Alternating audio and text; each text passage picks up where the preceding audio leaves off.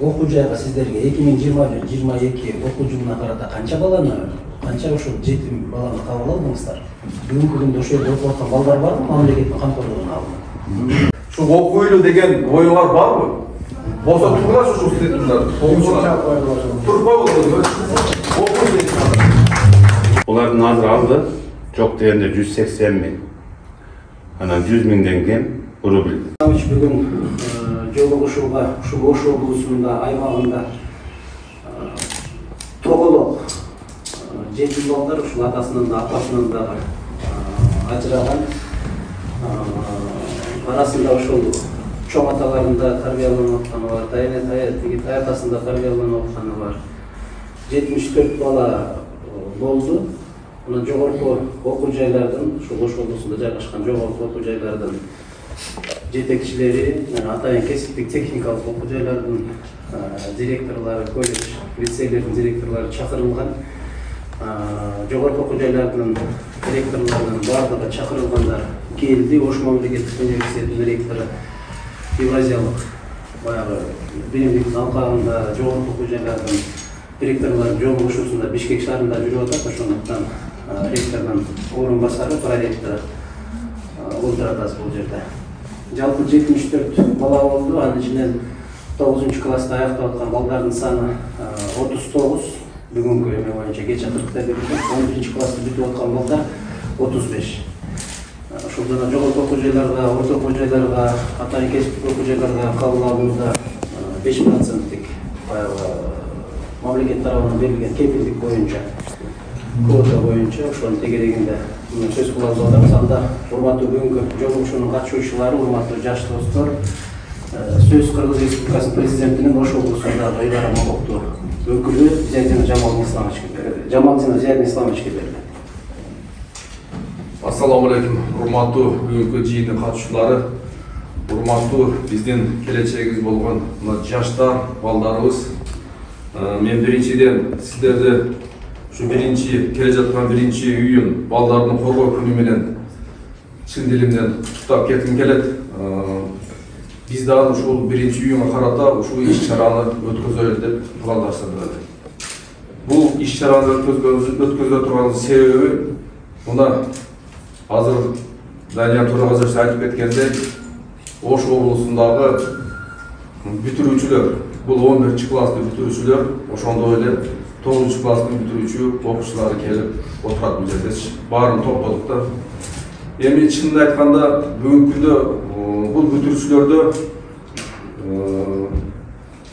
эч кандай жакшы маалымат жок экен да.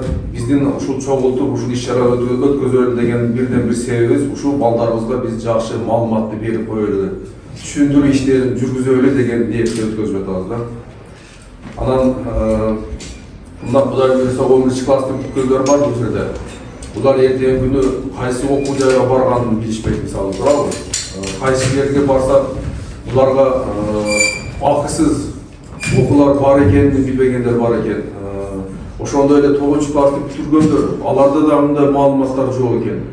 Ошондуктан биз ушул иш-чараны бүгүн өткөзүп, ушул жерде мына жогорку окуу жайдын жетекчилерине, ректорларды, ошондой эле колледждин жетекчилерине, ошондой эле ПТУнун жетекчилерин чакырганбыз бул жерге.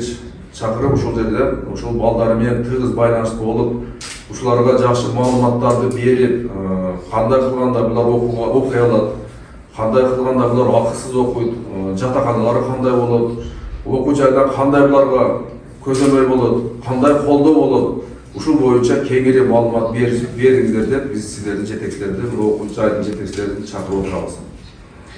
Андан тышкары бул Кудай буйруса келечекте кийин булар окуу жайды бүткөндөн кийин буларга жумуш ордуна жумуштар кандай болот, кандай жумуштарга тартылат, ал боюнча маалымат берилиш керек бүгүнкү күндө.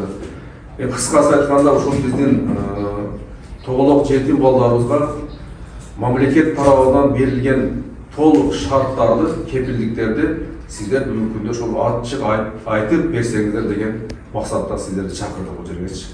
Андан тышкары мына президентибиз Садыр Нуркожоевич тарабынан дагы ушул балдарды, ушул жетим балдарды колдоо колго алган максатында мисалга булар алган жөлөк пулдар бар. Сурабы 3000ден жөлөк пул алат эле. Ошолорду мына бүгүнкү күндө 6000ге чейин көтөрүп берди. Жөлөк пулдарды. Бул жөлөк пулдар боюнча балдар алып атабы, же болсо ошол жана айткан чоң элдер алабы, кимдер алат. Бирок ошол балдарга түз ошол жөлөк пулдарын тийиш керек да. Мына себеби дегенде мына 18 жашка чыккандан кийин булар өз алдынча жашоосу башталат. Өз алдынча чыгашууларды кыла башташат. Ошондуктан бул акча каражаттардан кийин өздөрүнө тете кандай болуш керек деген ойду айтып керек. Ошондуктан мына жогору жакта ошо президентибиз Садыр Кочоевич тарабынан көптөгөн жардамдар чыгып атат балдарды колдоо иретинде. Ошолорду биз аткаруу максатында ушундай иш-чараларды бүгүнкү күндө өткөзүп жатабыз. Ошол дегенде бардыгында маалымат жок. Ошо мамлекет 100% ушул балдарга кепилдик берет экен. Ошол жанагы контракты башкасын бүт мамлекеттин эсебинен бөлүнүп берилип жана бюджеттик нерселерге ушул балдарды окутуу боюнча ата-энелерде дагы балдарга дагы маалымат аз экен. Анан жогорку окуу жайлар директорлору менен да сүйлөштүк. Биз ал жерде баягы 5% кыймени карманат экен, бирок балдарга көбүнө толбойт экен да. Баягы тапшырганда көбү толбой калат дагы, балдардын көбү кийин ошол жанагы 5% бөлөм башка категорияларга бөлүнүп кетет экен да, чачырайт экен. Себеби балдар тапшырбагандан кийин, толук болбой калгандан кийин башка категорияга баары бир бөлүнөт экен да, чачырап кетет экен. Анан ошону азыр мына жогорку окуу жайлар боюнча Ош Кыргыз Өзбек эл аралык университетинин ректору Райымбаев Чаталбай Кенебаевичке сөз берсек, ана өзүнүн сөзүндө урматтуу бүгүнкү иш-чаранын катышуучулары, кымбаттуу бүтүрүүчүлөр, бүгүн чындыгында жакшы иш-чара уюштурулуп атат.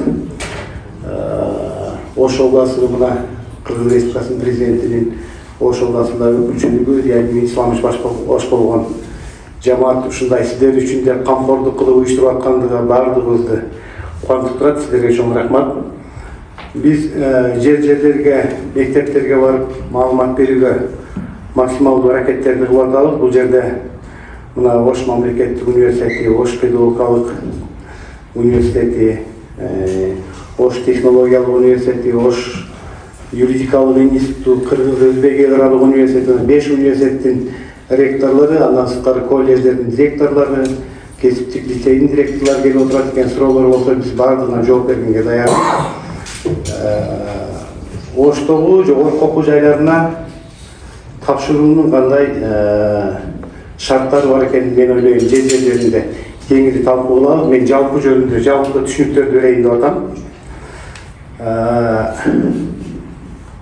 Кабыл алууга мамлекетибиз тарабынан максималдуу айрыкча аярылуу катмарына, калктын аярылуу катмарына, анын ичинде мүмкүнчүлүгү чектелгендерге, ата-энеси жоктор үчүн деген атайын квоталар бөлүнүп берилет. Кабыл алууда бюджеттик орундарга, контрактта эч кандай маселе жок, бюджеттик орундарга квоталар бөлүнүп берилип келет. Жылда ар бир окуу жайга жогору дегенде 5-тен 10га чейин ал окуу жайдын чоң кичинесине жараша орундар бөлүнөт да. Анан кабыл алууда ошол орундар өзүнчө немеде турат, конкурс менен кабыл алынат. Аларга эч ким мындай сырттан башка бирөөлөр келип катышып, бул конкурска катышууга мүмкүнчүлүгү жок. Тиешелүү документтерин алып келип тапшырган, мен ушундай мүмкүнчүлүгүм чектелген же башка деген тиешелүү документтерди тапшырган болсо, кабыл алуу комиссиясы аны карайт. Биз жылда кабыл алып келебиз, бирок мен билгенде бардык эле жогорку окуу жайларында ошо мүмкүнчүлүгү чектелген балдар үчүн бөлүнгөн квоталуу орундар толбой кирет. Азыр өзүңүз дагы жашып белгилеп айттыңыз. Мүмкүн ошол окуучулардын ошол боюнча түшүнүгү жоктон болуп калышы да мүмкүн, же турмуш шартка байланыштуу көпчүлүгүнүн окубай сыртка чыгып кетүүсүнүн себептери болсо керек. Ал эми окууга өткөндөн кийин, тапшыргандан кийин ар бир окуу жайында мүмкүнчүлүгү чектелген балдарга, жетим балдарга, ата-энеси жок балдарга, же болбосо калктын аярылуу катмары деп эсептелинген биздин социалдык өнүктүрүү башкармалыгында учетто туруп справкасын алып келип тапшырган балдар үчүн биз университеттерде өзгөчө шарттарды жаратып бергенге аракет кылабыз да. Өкмөттүн атайын токтому бар. Токтомдогу контракттан 25%-дан баштап 50%-га чейин контракт төлөмдөрдү жеңилдетилет. ошол эмес жатакана менен камсыз кылып, андан сырткары индивидуалдык түрдө ар бир окуучу менен, студент менен биз түзмө-түз иштешип, моралдык жана материалдык жардамдарды университеттин өзүнүн ички жобосуна ылайык көргөзүп келебиз. Эгерде сиздер окуйун, келечекте бир адам болойлу, жакшы билим, сапаттуу билим алайлы, бүгүнкү күндүн бир талабына жооп берген, нанын бүтүн болсун, окусам экен деген бир жакшы тилектерди койгон болсоңуздар, биздин эшигибиз ар дайым ачык. Жеке ректорлордун өзүнө келип кайрылууга да мүмкүнчүлүгүңүздөр бар. Биздин түз эле барып кайсыл окуу жайын тандаган болсоңуздар, ошол окуу жайында биз кабыл алып, сиздерге жеке көргөзмөлөр берип, кандай шарттарда кантип окушуңуздар үчүн тиешелүү шарттарды жаратып бергенге мүмкүнчүлүктөрүбүз бар да, ошону карайбыз. Жалпы республикалык тестилөөдөн өткөрүүгө даярдоо боюнча тапшырмалар берилди. Бул жерде мына тарбиячылар отурат, ата-энелер отурат. Угуп алыңыздар, губернатордун тапшырмасы ушу билим берүү бөлүмдөрүнүн башчыларына, районаларга бардыгына берилди. Эгерде ошондой болуп сиздерди кабыл албай койсо, киргизбей койсо, төлөбөйбүз башка деп аткан болсо, түздөн-түз кайрылсаңыздар болот. Мына кийинки жылдан баштап биз быйылкы жылкыга кеч калдык, себеби кеч баштап калдык, эми ойротун эмеси бүтүп кетти. Кийинки жылдан баштап ошол да колго алынат дейбиз. Тартынбады, барды сурадан берді. Тартынбайды соғылады. Жолlarınız жақсы болады окшойт. Мені, анда мен мындай, менде бір қуантылады. Шу оқуйлы деген ойыңар бар мы? Болса тұрғашы шу студентімдер. Тұрпай болды. Оқуйлы деген. Алға. Ben жақшы, мына мен қуанып қалдым, мен шындықта сізге жалпы оқуйлы дейді екенсіңер мына ке. Азамат, рахмат, отырыңдар. Ошол, анда отырсаңыз. Я хотела спросить, как насчет АУЦа? АУЦа это частный вуз, тем более это находится в городе Бишкек. У них тоже очень высокая контрактная сумма. По-моему, есть у них тоже свои это льготные. Надо с ними. Мы поговорим сначала. Если надо будет конкретный ответ, потом дадим. Хорошо? Siz bunlardan uşu boyunca uşu kızlar adresin aldığınızdan malumat çıkıp AUCa'nın direktörüne çıkıp durup malumatı verip başlayacağım. Geçen egzamin alıp geçişti de geçerlik oldu değil mi? Daha var mı sorular? Geçerimizde. Чет өлкөдө окуганга мүмкүнчүлүк бар дедиңиз, а? 11 класста бүтүп эле барган болобу же Кыргызстанда биринчи жыл окуп барган? Чет өлкөгө окуштун эки жолу бар. Бирөө түздөн-түз тапшырып, түздөн-түз биринчи курстан баштап ошол жакта окуу мүмкүнчүлүгү бар. Туурабы? Баардык окуу жайлар кабыл алып жүргүзүп атпайбы? Экинчиси мен айттым, биздин жогорку окуу жайларга дагы тапшырып, бул жерде окуп 2 жыл. Анан атайын түзүлгөн окуу жайлар арасында келишимдин негизинде 2 жылын ал жакта улантып, 2 окуу жайдын дипломун алуу мүмкүнчүлүгүңүз бар деп. Силер алдын бул жерде окууну тандап өзүңөрдүн багытыңарды тандасаңар, бул жерде 2 жыл окугандан кийин, анан кийин ал жакка дагы жөнөтүп 2 жыл окутуп 2 диплом алып беребиз. Ал эми түз эле барып тапшырам дей турган болсаң, анда чет өлкөлүк окуу жайлар өзү кабыл алууну жүргүзүп атат. Ал боюнча дагы маалыматты кеңирээк берип алат. Чет өлкөгө окуш үчүн дагы өзүнүн алардын атайын критериялары бар, атайын талаптары бар, тил билүү, алардын ички экзамендери бар, аларда тиешелүү жыйынтыкты камсыз кылып тапшырыш керек. А биз сиздерге айтып атабыз, ошондой мүмкүнчүлүктү түз барып тапшыра албай калышыңыздар мүмкүн. Бизге келип тапшырыңыздар, биз аркылуу чыгуу мүмкүнчүлүгүңүздөр бар сыртка деп. Биз ошол шартты жаратып беребиз. Андан тышкары эгерде жакшы окугандар болсо, биздин мамлекет тарапы менен башка мамлекеттин ортосунда келишимдер бар. Ошол жерде башка мамлекеттер квота берген. Мисалы кече мына Казакстан президенти келгенде өзү айтып кетти, мен 7 квота берем деди, мисалы өзүнүн эсебиненчи. Мына эгерде жакшы окусаңыздар, ошол квоталарга илешесиңер, ал да убактысыз окуйсуңар. Менин билишимче бул Венгрияда бар ушундай мына окуу жайлар бар, мисалы Чехияда бар, Россияда бар ушундайлар. Бирок ага сиздер жакшы окуп, конкурстар бар, өзүнчө конкурстар. Ошол конкурстарга катышсаңыздар, мен ойлойм силерге сөз иретинде колдонуу болот да, ушундай шарттар дагы бар. Биз эми бул маалымат боюнча дагы кеңири маалыматтарды беребиз, Кудай буйрса Аллахчы. Ушулардан билип алсаңыз жакшы. Зенташ бу жерде дагы кесиптик агай отурабыз сен кесиптик техникалык окуу жайлар бар бизде. Биз бул боюнча 12 кесиптик техникалык окуу жай. Азыр директорлордон 3 директор бул жерде отурат. Шуларга дагы азыр сөз берип, 62-нчи кесиптик техникалык окуу жайдын жетекчиси. Бул иштерде кандай жыйындын ачышуулары бүгүнкү күндө бизде Өзгөн районуна караштуу Кулназар Ташиев атындагы номер 62 кесиптик лицейи бар. Бүгүн номер ошо лицейде 3 жылдык группа менен окутабыз. Айыл чарба өндүрүшүнүн устаты фермер. Ошондой эле ал кесип боюнча айдоочулук көөлүккө жана ошондой эле орто билим жөнүндө аттестат, анан дипломго ээ болушат.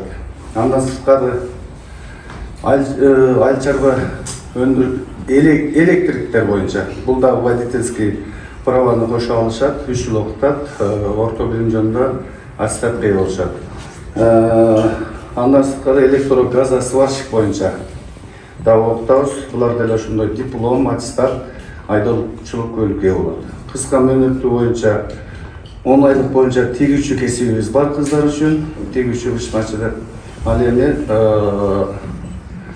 электрогазосварщиктигибиз дагы бар 10 айлык боюнча.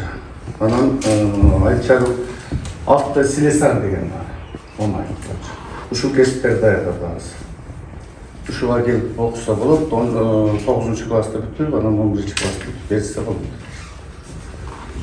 Ошо силерде дагы ушул даярдап келип билетиңер барбы? Азыр эми силерге барбайт, азыр мына жогорку окуу жайларга барышат да булар. Бизде дагы жатаканабыз бар, мамлекеттен. Анда силер мындай кыла. Эгерде ушул Өзгөн районунда ушул окуучулар болуп ошол биз ошол Кутуда окуйбуз деп турган болсоңуздар, силер анда Өзгөн ошол окуучуларга силер ушундай шарт түзүп бергиле. Макулбу? Ошондой ачык эшик кылгыладан өзгөртүү маалымат толук бергиле. Биз Ноокат районунда болсо, Ноокат районунда, башка райондордо ушул тутуулар болсо, силер дагы ушул жерде отурган балдар бардыр, балким келбей калган балдар бар. Аларга дагы толук маалыматты берип, ушундай иштерди өткөзүп, бизге анан биз өткөздүк деген бизге маалыматты бериңиздер. Макулбу? Күтөлү силерденчи. Жасаш бир суроо бар. Эси мына окуу жайга сиздерге 2021-22 окуу жылына карата канча баланы, канча ошол жетим баланы кабыл алдыңыздар? Бүгүнкү күндө ошол жерде окуп аткан балдар барбы, мамлекеттин камкорлугуна алынып? Бүгүнкү күндө ошол жерде мамлекеттин камкорлугуна алып окуп аткан балдарыбыз жалпысынан анда баягы аз камсыз болгон, анан толук эмес үйдүлөрдөн бир 24 окуучубуз бар. Толук жетим балдардан толук жетим балдардан бир 2 окуучубуз гана бар. Өткөн окуу жылында бир экөө бүтүп кеткен. Аларга атайын мамлекет тарабынан ошол өзгөчө стипендия каралат. Анан бизде баягы окуучуларга ысык тамак берилет мамлекет тарабынан. Бүгүнкү күндө 30 сомдон ошол тамак суточный бир балага. Базар экономикасына салыштырмалуу ал бүгүнкү күндө жетпейт, бирок жанакыдай мүмкүнчүлүгү чектелген балдарга аларга отдельный өзүнчө каралат. Ал ошол картасына которуп берилип турат. Окуучулар картасына. Стипендиясы дагы, и питаниясы дагы ушунча. Сиздер ушундай маселе болуп атат, ушу кесиптик техникалык окуу жайларда, мисалы балдарда көбүрөөк мүмкүнчүлүк ушу кесиптик техникалык окуу жайларда болот экен да, себеби балдардын көбү жана Россия, Казакстанга чыгып кетип атпайбы? Анан биздин өзүбүздө деле биз мына күбө болгон жерим мен жер үй Алтын Кені бар Талас облусунда. Ошол жерге кызматкерлерди алганыбызда ширетүүчү таппайбыз да. Диплому бар, дасыккан тажрыйбасы бар ширетүүчүлөр табылбайт. Айрыктары эң жогорку, анан жана Россия, Казакстанга чыгып кетип аткандар деле баягы туманга эле кетип атат да, балдарчы көп эмес эчтекени билбей эле барып анан же диплому жок, же кесиби жок, анан айлабек машина жуат, башка жуат, официант болот, ушун эле негизинен иштеп калып атат да. Жана маселебиз дагы ушул кесиптик техникаларга дагы мына Кенжебек Абдуллаев бизден куратор болуп атпайбы азыр билим берүү тармагында. Ушул бала менен байланыштырсак, ушу кесиптик техникалык окуу жайлардын ар бирине быйылкы жылкыга канча бала кабыл алынды, канча балага ачык эшик күнүн бул эмелер дагы лицейлер дагы жеринде өткөрсө Ошол мен айттым да өткөзүлөт. Ошондо биздин өкүл барат, ошо өзү катышып, ошол жерден андай макулбу? Ар бир районго барып, ошол Кутунун жетекчилери менен ошол балдарды топтоп ошол жерде өткөзгүлө ошолчу. Кечиресиздер, маалымат ретинде айтып кетейин, бул жакшы болот. Бул өзүбүздүн дагы планыбызда бар эле, ошо ачык эшиктерин өткөрүү боюнча. Бирок бүгүнкү күндө биз ошо Өзгөн районуна Анан жакын жайгашкан Кара Суу районундагы мектептерди, Кара Булжа районундагы мектептерди бүт барып, жерине барып бөлүнүп, ага эжекелер барып, ушул 9-класс, 11-класстын бүтүрүүчүлөрүнө бардык түшүндүрүштөрдү ушулар жүргүзүп, бизге барып окугула, мамлекет эсебинен ушундай иштерди жүргүздүк. Андан сырткары жергиликтүү ошо өзгөн Сайдин Исламович, урматтуу быйылкы жыйындын катышуучулары, мен ушул жерде бир нерсени толуктагым келип кетет да. Биз мына жогорку окуу жайлардан өзгөчөлөнүп, ошо сиздерге мамлекет тарабынан эч кандай контракт, кандай мындай жок да. Сиздердин стипендияңыздар мамлекет тарабынан каралган, анан жана тамак ашыңыздар каралган, аз болсо дагы. Анан ошол эле убакта азыр эми биздин өкмөт тарабынан, анан мына жергиликтүү бийлик тарабынан жанагы биздин спецсчет деген бар да, ошолорду обогащать этип көбөйтүп берип атат да. Ошонун негизинде биз сиздерге көбүрөөк көңүл бурабыз. Эми бул жерде мен негизги токтолуп кете турган нерсе, мен өзүм педагог эмесмин, инженер болуп иштегенмин өмүр бою. Тагдыр экен ушу азыр келип педагогический система иштеп калдым да. Мен бул жерде өзгөчөлүгүн айтайынчы. Азыр мен 17-жылы келсем ушул тармакка. Ушул 17-жылы тапшырган балдар бүтүрүп иштеп, 20-жылдары Россия Федерациясына, анан Санкт-Петербург барып иштешип атат да. Ушулар менен тыгыз байланышта да, агайын. Рахмат мындай депчи. Булар бизден бүтүрүп баргандан кийин жанагы чоң окуу жайды бүтүп, медицина академиясын, анан кийин университеттерди бүтүп, барып жанагы попечительский баягы кары картаңдарды карап, анан определенный акча алгандардын өздөрү көзү менен көрүп, мага кайрылышат да. Булардын азыр алды жок дегенде 180 000. Анан 100 000ден кем рубль таппайт. Бизди бүтүрүп барып калган, иштеп аткан кесиптин эгелеричи.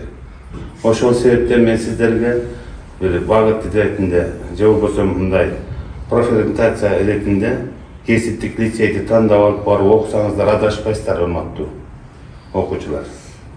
Жерде калбайсыздар. Тем более биздин президентибиздин указдарын көрүп тастасаңыз, Садыр Нуркожоевич өтө көп көңүл буруп атат.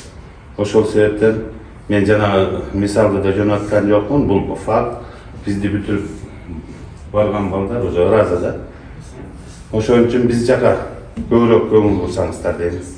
Рахмат көңүл. Ийгилик каалайм. Бөлүмдөрүндө балдардыкы кандай болот? Кандай кылып тапшырса болот? Сырттан окуу бөлүмдөрүнө эгер тапшырса бюджеттик негизде сырттан окуу бөлүмүнө болобу же болбойбу? Сырттан жок.